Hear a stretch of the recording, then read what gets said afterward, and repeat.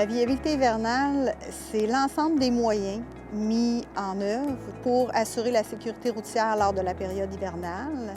Globalement, c'est la surveillance que le ministère fait du réseau routier et toutes les opérations de déneigement et de déglaçage pour assurer des déplacements sécuritaires. Le ministère travaille en continu sur les préparatifs de la période hivernale. Il y a une multitude d'activités qui se fait avec un nombre significatif de ressources au ministère.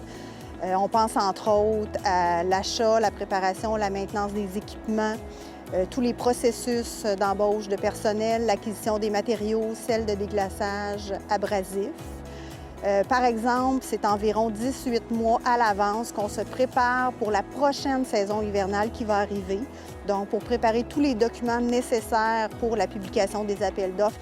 À la fin de la période hivernale, donc, on retire tous nos équipements. Bien sûr, il faut entretenir ces équipements-là. Donc, c'est pendant la période estivale que nous entretenons les équipements, faisons la maintenance pour s'assurer dès septembre que nous avons des camions et des équipements prêts et fonctionnels pour assurer un réseau sécuritaire.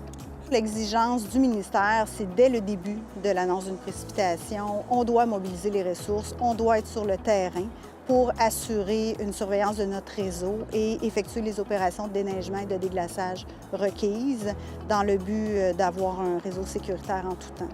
Il y a des exigences spécifiques aussi qui sont incluses dans les documents contractuels selon la classification des routes. On a également des surveillants du réseau routier qui patrouillent le réseau en continu, beau temps, mauvais temps. Et lorsqu'il y a des conditions climatiques plus difficiles, nous avons une surveillance accrue qui s'effectue dans l'ensemble du réseau du ministère. C'est certain, dans le contexte actuel, le ministère a de gros défis à cause de la pandémie.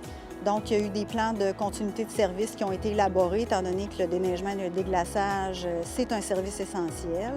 Donc, ces plans de continuité prévoient des stratégies à mettre en œuvre et ils sont spécifiques à chacune des régions, des directions générales en territoire, afin de s'assurer la continuité de nos services en déneigement et de déglaçage. Par exemple, si on avait du personnel dans un centre de service absent à cause de la COVID-19, donc on a des stratégies pour mobiliser des ressources humaines et matérielles dans un autre centre de service à proximité pour assurer un réseau sécuritaire en tout temps.